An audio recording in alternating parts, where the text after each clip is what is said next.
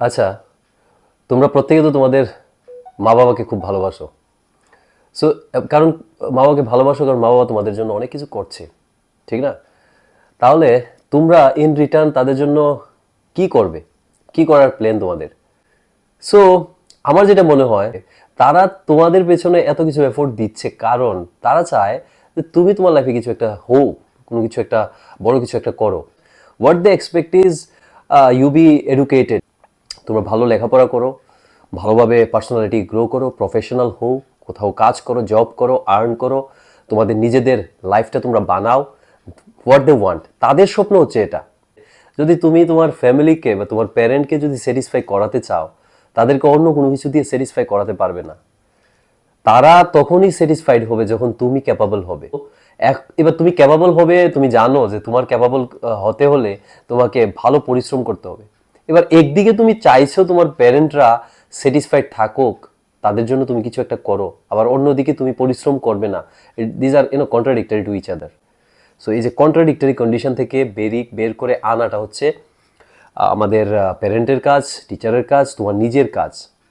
যে ট্র্যাপের মধ্যে তুমি আছো, এই ট্র্যাপটা হচ্ছে তুমি ইন্টারনেট ঠিকই দেখছো, continuously you are scrolling, you are utilizing your time, money, effort, everything. তোমার প্যারেন্ট তোমাকে সব রিসোর্সেস দিচ্ছে, তুমি কলেজে যাচ্ছ, ক্লাস করছো, কিন্তু তুমি জানো অ্যাট দ্য এন্ড তোমার মধ্যে কোনো স্কিল নেই। সো তোমার প্যারেন্ট সেটা নিয়ে এত কনসার্ন না, কারণ তারা সেই ব্যাপারটা হয়তো এত পরিমাণ বুঝতে পারছে না আজকের জেনারেশনে কি রিকোয়ারমেন্ট। আর যারা বুঝতে পারছে তারা কনসার্ন, তারা দেখছে যে তাদের চিলড্রেনরা সেই ব্যাপারটা করতে পারছে না, তারা কি করবে? তাদের ছেলে মেয়েদের তো প্রত্যেক দিন বকাবকি করবে না, কারণ তারা জানে বকাবকি করলে তুমি ডিসকারেজড হয়ে যাবে, ডিসঅ্যাপয়েন্টেড হয়ে যাবে। তারা এটাও চাইছে না। So you have to understand where you are standing. So they will be satisfied, তাদের চিন্তা দূর হবে তখনই যখন তুমি তোমার কাজটা ঠিকমতো করতে পারবে। তোমার কাজটা কি? তুমি তাদের প্রাউড ফিল করাও। তাদের প্রাউড ফিল কিভাবে করাবে তুমি? When you become a successful person. কিভাবে তুমি সাকসেসফুল হবে? শুধু স্বপ্ন দেখলে তো সাকসেসফুল হতে পারবে না। সাকসেসফুল হতে হলে তোমাকে দিন রাত্র শিখতে হবে, এবং সেই ইন্টারেস্ট নিয়ে শিখতে হবে, প্যাশন নিয়ে শিখতে হবে। সেই প্যাশনটা নিয়ে তুমি তোমার ইন্টারনেট ব্যবহার করো, কম্পিউটারটা ব্যবহার করো। তোমার মধ্যে সেই এবিলিটি আছে, তোমার মধ্যে সেই কারেজ আছে, তোমার মধ্যে সেই স্টেমিনা আছে, তোমার সেই সবগুলো রিসোর্সেস আছে যেটা তোমার প্যারেন্টরা তোমাকে দিয়েছে।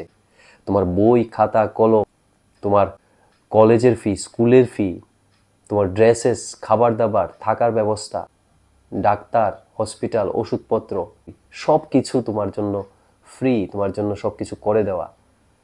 সো তোমার ইন রিটার্ন তোমার যা করতে হবে, এই যে একদিন তোমাকে সারা দিন চলার জন্য তোমার প্যারেন্টরা তোমাকে রেডি করেছে, তোমাকে সব কিছু দিয়েছে, তোমাকে সার্ভিস দিয়েছে। তোমার কাজ হচ্ছে এই একদিনের মধ্যে তুমি কতটুকু শিখেছো, যার জন্য এত রিসোর্সেস তোমার পেছনে লাগানো আছে।